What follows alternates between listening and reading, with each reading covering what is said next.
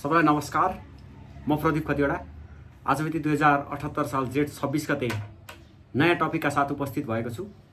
आशा गर्छु यहाँहरू शारीरिक रूपमा तन्दुरुस्ती, मानसिक रूपमा सशक्त र भावनात्मक रूपमा स्थिर भएर आफ्नो तयारीमा अग्रसर हुनुभएको छ। कोभिडको यस महामारीमा पनि खासै चिन्ता गर्नु भएको छैन। सुरक्षा र प्रोटोकललाई विशेष ध्यान दिएर घरमै बसेर तयारी गरिरहनु भएको छ। लागिसकेकाहरूले पनि निको भएर तन्दुरुस्ती भएर फेरि पढाइमा फर्किनु भएको छ। सो यस्तो उत्प्रेरक माहौलमा यहाँहरू हुर्किनु भएको छ कि यहाँहरूलाई पढ्न बाहेक अरू कुनै पनि बाधा अवरोधहरूमा त्यति ध्यान गएकै छैन। यस्तो अवस्था छ भन्ने मैले विश्वास लिएको छु। मेरो विश्वासमा कुठाराघात नगर्नु होला। विश्वासमा कुठाराघात गर्नु भने घाटा यहाँहरूलाई नै छ। पढ्नु भएको छैन भने घाटा यहाँहरूलाई नै छ। फेल यहाँहरू नै हुने हो। दसैँको आसपासमा जाँच हुन्छ नै। जाँच भइसकेपछि लाठीले पापा हेरे जस्तो ट्वाल्ल पर्न नपरोस्। अहिलेका लागि राम्रोसँग पढेर बस्नु होला। आजको हाम्रो टपिक चाहिँ यो कोर ब्याङ्किङ सिस्टम CBS को छ। यसैको बारेमा हामी चर्चा गर्छौँ। हिजो अस्ति कम्प्युटरका टपिकहरू ल्याएँ, त्यसमा कोर ब्याङ्किङ सिस्टम यो धेरै ब्याङ्कमा मिल्छ। CBS भनेको के हो भन्ने कुरा यो खासमा जान्नु पनि पर्छ। एउटा ब्याङ्कमा जागिर खानेले CBS के रहेछ भन्ने कुरा बुझ्नु पनि पर्छ। विभिन्न ब्याङ्कमा विभिन्न CBS हुन्छ। जस्तो कृषि विकास ब्याङ्कको कुरा गर्नुहुन्छ भने टेमोनस 24 T24 CBS सफ्टवेयर छ। नेपाल ब्याङ्कमा र राष्ट्रिय वाणिज्य ब्याङ्कमा पुमरी सफ्टवेयर छ। नेपाल राष्ट्र ब्याङ्कमा ओलम्पिक सफ्टवेयर छ। प्राइभेट ब्याङ्कहरूमा फिनाकल सफ्टवेयर छ। FINACL फिनाकल यो कोर ब्याङ्किङ सिस्टम छ। खासमा कोर ब्याङ्किङ सिस्टम चाहिँ यो ट्रेडिसनल ब्याङ्किङ सिस्टम जुन ढड्डा सिस्टम छ, ढड्डामा लेखेर होइन, त्यो ब्याङ्किङ सिस्टमबाट अहिलेको मोडर्न ब्याङ्किङ सिस्टममा ट्रान्सफर्म गर्ने IT को सबभन्दा महत्त्वपूर्ण कम्पोनेन्ट हो। त्यही भएर कोर ब्याङ्किङ सिस्टम भनेको ब्याङ्कको मुख्य कार्यहरू निक्षेप, कर्जा प्रवाह अनि ब्याङ्किङ तथा गैर ब्याङ्किङ यो सबै कार्यहरू ब्याङ्किङका मुख्य तथा सहायक कार्यहरू कम्प्युटर सफ्टवेयरको माध्यमबाट सम्पादन गर्ने त्यस्तो खालको केन्द्रीकृत र उच्च कार्यदक्षता प्रभावकारिता भएको प्रणाली, कम्प्युटर प्रणाली सफ्टवेयरलाई हामी कोर ब्याङ्किङ सिस्टम भन्छौँ। अब यो कसैले कोरको full form centralise online real time exchange CORE पनि भन्छ। तर खासमा centralise online real time exchange in terms of banking transaction के। So core banking is a banking service provided by group of network of bank branch where customer may access their bank account and perform transaction from any of the member branch। जुनसुकै ब्रान्चबाट जहाँसुकैको खाता पनि पहुँच गर्न सकिने त्यस्तो खालको real time online सिस्टमलाई चाहिँ हामी कोर ब्याङ्किङ सिस्टम भन्छौँ। अब यो रियल टाइम अनलाइन सिस्टम भनेको अहिले तपाईँले निक्षेप गर्नुभयो, अहिले तुरुन्तै त्यो निक्षेप देखिहाल्छ। तपाईँको खातामा ट्याङ्ग म्यासेज आइहाल्छ होइन। यो चाहिँ CBS को कारणले गर्दा, कोर ब्याङ्किङ सिस्टमको कारणले गर्दा भएको छ। यो 1970 भन्दा अगाडि यस्तो थिएन है। 1970 बाट यो कोर ब्याङ्किङ अलिक विकसित हुन थालेको। त्योभन्दा अगाडिसम्म डिपोजिट गरेर जानुभयो भने दिनभरि जस्तो तपाईँको ब्याङ्कमा समय लाग्थ्यो। जस्तो कृषि विकास ब्याङ्कमा पनि 2-4 वर्ष 5-7 वर्ष अगाडि भन्दा CBS थिएन।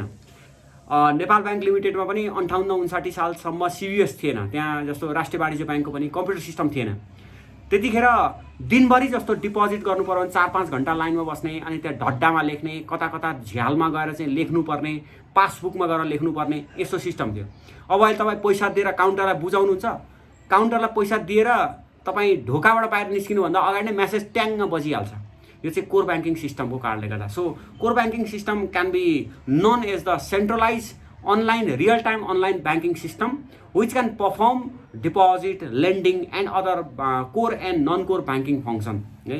अब ब्याङ्किङ सफ्टवेयर जसले नेटवर्क टेक्नोलोजीको प्रयोग गरेर सेन्ट्रलाइज रेकर्ड किपिङमा एक्सेस गर्छ र जुनसुकै लोकेसनबाट पनि त्यो एक्सेस गर्न सकिन्छ। घरमै बसेर पनि तपाईँको अकाउन्ट एक्सेस गर्न सक्नुहुन्छ, ब्रान्चमा गएर पनि हेर्न सक्नुहुन्छ, ATM को माध्यमबाट पनि पैसा निकाल्न सक्नुहुन्छ। यो सबै काम चाहिँ पोसिबल भएको छ कोर ब्याङ्किङ सिस्टमको कारणले गर्दा। त्यही भएर कोर ब्याङ्किङ सिस्टम एडभान्समेन्ट यो इन्टरनेट सिस्टममा आएको परिवर्तन, इन्फर्मेसन टेक्नोलोजी सिस्टममा आएको परिवर्तनको बाट सम्भव भएको हो। ब्याङ्कले आफ्नै निजी नेटवर्कको प्रयोग गरेर वा इन्टरनेटको प्रयोग गरेर पनि सर्भर राखेर त्यसमा डेटा ब्याकअप, डेटा माइनिङ गरेर हेड अफिसमा सबै ब्याङ्कका सिस्टम डेटाहरूलाई राख्छ र त्यो डेटाहरूलाई शाखा कार्यालयहरू वा एटिएममा वा मोबाइल ब्याङ्किङ इन्टरनेट ब्याङ्किङको माध्यमबाट जुनसुकै स्थानबाट पनि ग्राहकले पहुँच स्थापना गर्न सक्छ। त्यस्तो खालको डेभलप गरेको कम्प्युटर सफ्टवेयर चाहिँ हामी कोर ब्याङ्किङ सिस्टम भन्छौँ। So computer software is develop to perform the core operation of banking like recording of transaction है, passbook maintenance, interest calculation on loan and deposit, customer records, balance of payment and withdrawals. This software is installed at a different branch of bank and then interconnected by means of computer network based on telephone, satellite and internet. अब core banking system is a back end system which pose daily banking transaction and post update to account and other financial records.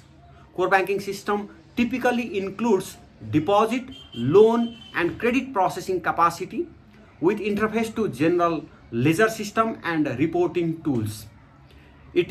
Core banking applications are often one of the largest single expensive for bank and a legacy software which have major issues of allocating the resources and performing the banking functions. अब यो भनेको के हो भने core banking system एउटा real time online banking system हो जसले ब्याङ्किङका ट्रान्जेक्सन्सहरू जस्तै लेजर पोस्टिङ गर्ने, डिपोजिट पोस्टिङ गर्ने, अनि अकाउन्ट मेन्टेनिङ गर्ने, फाइनेन्सियल रिपोर्टहरू जेनेरेट गर्ने, त्यसै गरी क्रेडिट प्रोसेसिङ गर्ने, इन्ट्रेस्ट जेनेरेट गर्ने, अनि यो अकाउन्ट ओपनिङ गर्ने, यो सबै ब्याङ्किङका कामहरू छन्। यो सबैमा चाहिँ कोर ब्याङ्किङ सिस्टम लागू भएको हुन्छ वा कोर ब्याङ्किङ सिस्टमको एप्लाई भएको हुन्छ। अब कोर ब्याङ्किङ सिस्टमको इम्पोर्टेन्स के छ त भन्दाखेरि एउटा चाहिँ अहिलेको प्रतिस्पर्धात्मक ब्याङ्किङ सिस्टममा प्रतिस्पर्धात्मक क्षमता अभिवृद्धि गर्छ, इन्हान्स कम्पिटेटिभ एडभान्टेज। दोस्रो ब्याङ्किङ सेवा प्रवाहको कार्यदक्षता, कार्यप्रयोगकर्ता र मितव्ययता अभिवृद्धि गर्छ, enhance efficiency, effectiveness and economy in banking service delivery. अर्को ग्राहक सन्तुष्टि र ग्राहकलाई सुविधा प्रदान गर्छ, it helps to enhance customer satisfaction and customer services. अर्को सम्पूर्ण ब्याङ्किङ क्रियाकलापहरू स्वचालित ढङ्गबाट सञ्चालन हुन सक्छ, अटोमेसन ब्याङ्किङ अपरेसन। अर्को चाहिँ 2 वा सोभन्दा बढी ब्याङ्कका शाखाहरू बीच अन्तर शाखा कारोबार गर्न सक्छ, inter branch banking transaction ABBS गर्न सक्छ। अनि अर्को चाहिँ 2 वा सोभन्दा बढी ब्याङ्कहरू साझेदारी रूपमा ब्याङ्किङ सेवा गर्न सक्छन्, 2 or more than 2 banks can coordinate via core banking system. अर्को चाहिँ रिमोट ब्याङ्किङको सेवाहरू उपलब्ध हुन्छ। रिमोट ब्याङ्किङ भनेको घरमा बसेर दूर सेवा, घरमा बसेर एकाउन्ट ओपनिङ गर्ने, केही यो एटिएमबाट पैसा निकाल्ने, यो चाहिँ रिमोट एक्सिस हुन्छ। यो चाहिँ एडभान्टेज भयो सिबिएसको। अब सिबिएसको च्यालेन्जेस के छ भन्दा एउटा त खर्चको छ, 25-30 करोड रुपियाँ लाग्छ एउटा सिबिएस इन्स्टल गर्न, सबभन्दा महँगो सफ्टवेयर छ, एक्सपर्टाइज चाहिन्छ, डाटा माइनिङ गर्नुपर्छ, डाटा वेयरहाउस बनाउनुपर्छ, ठुलो खर्च छ। एउटा च्यालेन्जेस कस्टको यो अपरेटिङ कस्ट अथवा यसको establishment cost, instalment cost high छ। दोस्रो चाहिँ यसमा डाटा सिस्टम भएको भए कसैले चोरी गर्न मिल्दैन थियो। यो कम्प्युटर सिस्टम भएपछि डाटा पाइरेसी हुनसक्छ, अनअथराइज एक्सेस हुनसक्छ, जसले गर्दा सिक्योरिटीको इस्यु चाहिँ अर्को च्यालेन्जेस हो। अर्को च्यालेन्जेस यो इभर चेन्जिङ टेक्नोलोजी छ हैन। नेपाल ब्याङ्कले पहिला न्युटन चलाउँथ्यो, त्यस पछाडि पुमरी चलायो। इभर चेन्जिङ छ भने चाहिँ नयाँ नयाँ सिस्टमहरू अपडेट गर्न च्यालेन्जेस छ क्या। So updating the new system. अनि अर्को चाहिँ इन्टरनेटको फेलुवर भयो भने सिबिएस सिस्टम फेलुवर हुन्छ र यसले सेवा प्रवाहमा नेगेटिभ इम्प्याक्ट पार्छ क्या। So challenges due to internet failure. अनि अर्को ट्रेनिङ एन्ड डेभलपमेन्ट दिनु पऱ्यो इम्प्लोइजहरूलाई, उनीहरूलाई सिकाउनु पऱ्यो, त्यो पनि च्यालेन्जेस छ। So these are the problems and challenges. But in short हामी कन्क्लुजनमा के भन्न सक्छौँ भने कोर ब्याङ्किङ सिस्टम अहिलेको आवश्यकता हो। कोर ब्याङ्किङ सिस्टम बिना ब्याङ्किङ प्रणाली अधुरो छ। ब्याङ्किङ प्रणालीलाई परम्परागत ढड्डा सिस्टमबाट, ढड्डा प्रणालीबाट आधुनिक स्वचालित प्रणालीमा रूपान्तरण गर्ने माध्यम भएको हुनाले, यो अत्याधुनिक प्रविधिजन्य उपकरण भएको हुनाले यसको प्रयोगबाट ब्याङ्कले प्रतिस्पर्धात्मक क्षमता अभिवृद्धि र ग्राहक सन्तुष्टिमा योगदान गर्न सक्छ। So core banking system is a mandatory banking system in organization that may enhance competitive advantage, reduce the operational cost and enhance customer satisfaction. So without core banking system we cannot imagine today's banking system. So core banking system is mandatory banking software in bank. यसरी हामीले भन्न सक्छौँ। अब core banking सिस्टमको महत्त्व पनि कुरा गरेँ, समस्या पनि कुरा गरेँ, च्यालेन्जेस पनि कुरा गरेँ होइन। समस्या छैन, च्यालेन्जेस मात्रै हो। अनि सिबिएसको यो यसको बारेमा पनि मैले चर्चा गरेँ। ब्याङ्कमा सिबिएस बिना अहिले हामी कल्पना पनि गर्न सक्दैनौँ। ब्याङ्किङ अपरेसनहरू, ग्राहकको इच्छा आकाङ्क्षा होइन, प्रविधिको इन्हान्समेन्ट ड्यु टु ग्लोबलाइजेसन, यो सबै कारणले गर्दाखेरि अहिले चाहिँ सिबिएस अत्यावश्यक ब्याङ्किङ सफ्टवेयरको रूपमा भएको छ। अब यति नै हो सिबिएसको बारेमा है। आजको हाम्रो भिडियो यही अन्त्य गर्छौँ। कोर ब्याङ्किङबाट आउन सक्ने क्वेसन पनि यही हो, कोर ब्याङ्किङ सिस्टम भनेको के हो, ब्याङ्कमा यसको किन आवश्यकता छ होइन। कोर ब्याङ्किङ सिस्टमले के काम गर्छ भनौँ भने चाहिँ के लेख्नुपर्छ भने सबै ब्याङ्किङ कामलाई कोर ब्याङ्किङमा लेख्नुपर्छ। जस्तो निक्षेप स्वीकार गर्छ, निक्षेप प्रवाह गर्छ, एसएफ डिपोजिट, पेमेन्ट डिपोजिट, कर्जा प्रवाह, खाता खोल्ने, एबिबिएस गर्ने, इन्टरनेट ब्याङ्किङ, मोबाइल ब्याङ्किङ, एटिएमबाट पैसा विथड्र, यो एलसी, ब्याङ्क ग्यारेन्टी, जे तपाईँले ब्याङ्किङले काम गर्छ भनिन्छ नि, त्यो सबै काम कोर ब्याङ्किङ सिस्टमले गर्छ भन्छ। सो फङ्सन्स अफ सिबिएस भनौँ भने चाहिँ अघि मैले भने जति सबै लेखिदिनुपर्छ, 12-15वटा फङ्सनहरू। इम्पोर्टेन्स अघि भनिहालेँ, प्रब्लम च्यालेन्जेस भने यसरी नै गर्नु होला। ल आजको हाम्रो भिडियो यही अन्त्य गर्छौँ। आशा गर्छु यहाँहरू नियमित रूपमा अध्ययन गरिरहनु भएको छ है। अध्ययन गर्नु भएन भने क्षति यहाँलाई नै छ। कि त अब मैदान छोडेर हिँड्नु पर्यो, कि त मैदानमा डटेर लाग्नु पर्यो, दुईवटा विकल्प छ। छोडेर हिँड्ने यहाँको रहर छैन मलाई थाहा छ, डटेर लाग्न मन छैन, समस्या छ होइन। मन किन नभएको भन्दाखेरि मन चाहिँ यही मुभीमा छ, युट्युबमा छ, अनि सोसल नेटवर्कमा छ, सामाजिक सञ्जाल। अब खानेकुरा पनि अस्वस्थ छ, लेज कुरकुरेमा रुचि हुन्छ, राम्रो खाना घरमा पकाएको खानामा रुचि हुँदैन, दाल भात तरकारी छ्या हुन्छ, पिज्जा र लेज कुरकुरे चाउचाउ वा हुन्छ, अनि जिन्दगी चाहिँ छ्या हुन्छ। यस्तो भएपछि है बोर हुन्छ। त्यही भएर बेलैमा विचार गर्नुहोस्। उमेरमै विचार गरियो भने सुध्रिने मौका पाइन्छ होइन। 35 कटेपछि विचार गरियो भने चाहिँ अनि कुरो बिग्रिन्छ क्या। अहिले 20 र 30 को उमेरसम्ममा यहाँहरू ज्यादा हुनुहुन्छ। त्यही भएर यो चाहिँ बेलैमा विचार गरेर जिन्दगीको बारे सोच्ने बेला हो। यो बेलामा सधैँभरि जिन्दगीमा पाखुरामा यस्तै बल हुन्छ होइन, अनि मेरो तागत यस्तै हुन्छ, छाला यस्तै राम्रो हुन्छ, म सधैँ तरुणी हुन्छु भन्ने तपाईँलाई भ्रम हुन्छ क्या।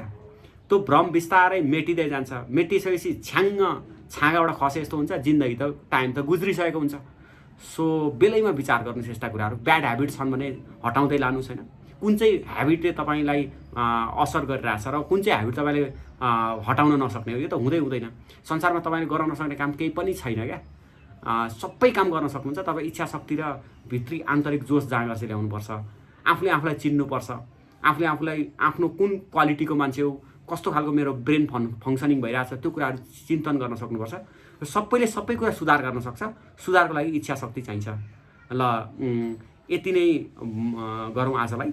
यो अर्को भिडियो, नयाँ भिडियोको साथ हामी उपस्थित हुनेछौँ। अध्ययन चाहिँ खास प्राथमिकताको साथ दिनुहोस् है। नपढिकन यो कम्पिटिटिभ एक्जाम पास हुँदैन कि, अर्को कोही न कोही पढिदिरहेको हुन्छ, त्यसले पास गरिदिइहाल्छ। हस् त यहाँको समय शुभ रहोस्, समय स्वस्थसँग बितोस्, सुरक्षित बितोस्। धन्यवाद।